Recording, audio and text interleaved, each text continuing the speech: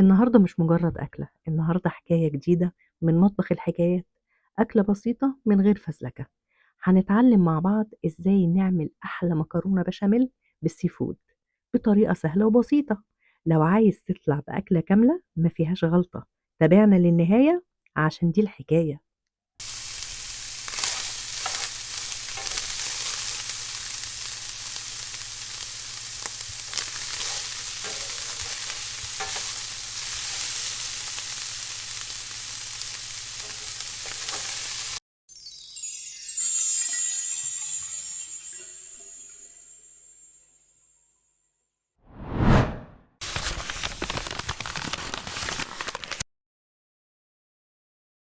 معايا هنا كيس مكرونة 400 جرام، أنا سلقته وتلات أرباع سوا وصفيته، ومعايا 400 جرام جمبري و400 جرام سبيت. حطيت عليهم معلقتين صغيرين توم مفروم، ومعلقتين كمون، ومعلقة بابريكا، ومعلقتين صغيرين ملح، وقلبتهم حلو قوي وسبتهم في التلاجة تقريبا نص ساعة، من نص ساعة لساعة. وحطيت على النار طاسة، سخنت، خليت النار عندي وسط، أنا مش عايزة أديها صدمة. حطيت فيهم معلقتين زيت كبار، وحطيت معلقة سمنة فلاحي، اختياري، لو عندك زبدة طبعا تبقى خطيرة، أنا كان عندي سمنة فحطيت معلقتين زيت ومعلقة سمنة.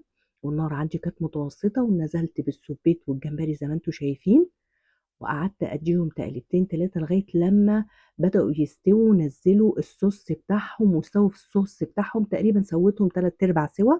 وحطيت عصير ليمون. بعد كده رفعتهم، بصوا زي ما انتم شايفين خطير، رفعتهم من الطاسة وسبت الصوص هينفعني. هنا بقى بدأت أعمل خليط البشاميل، معلقتين زيت كبار ومعلقة سمنة فلاحي، ونزلت بخمس معالق دقيق.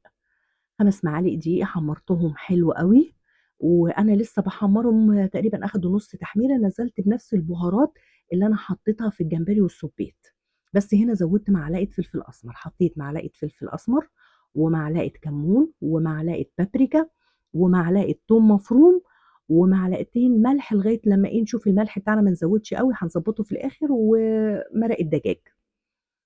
هنا أهو كله أخد تقليبتين حلوين كده لغاية لمّا الدقيق عندي اتحمّر.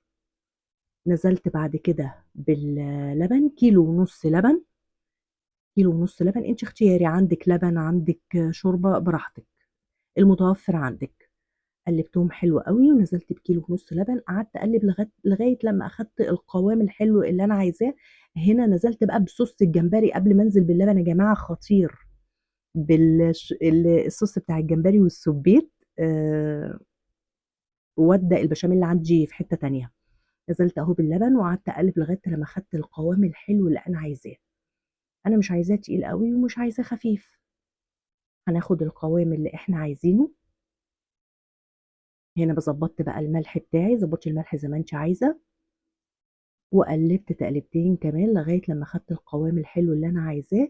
ونزلت على البشاميل المكرونة، نزّلت المكرونة، أخدت تقليبتين، ونزّلت بعد كده السُبيط والجمبري، كلّه في الحلة، يشرب كده من البشاميل، خطير جدًا.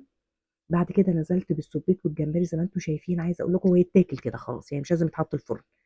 بس زيادة طبعًا أنا جِبت صينية ودهنتها دهنة زيت، وحطيت المكرونة بتاعتي، وحطيت على الوش بقى موتزاريلا، ودخلناها الفرن. طلّعتها، عايزة أقول لكم الريحة خطيرة والشكل خطير والطعم كان تحفة. أتمنى إن أنتم تجرّبوا الوصفة، حقيقي طلعت حلوة جدًا. أتمنى إن أنتم تجرّبوا الوصفة، وأتمنى إن أنا أسمع تعليقاتكم. بُصّوا خطيرة، خطيرة يا جماعة. أتمنى بقى إن تجرّبوا الوصفة، وأتمنى أسمع تعليقاتكم، وشكرًا للمتابعة. كانت معكم سالي محمد.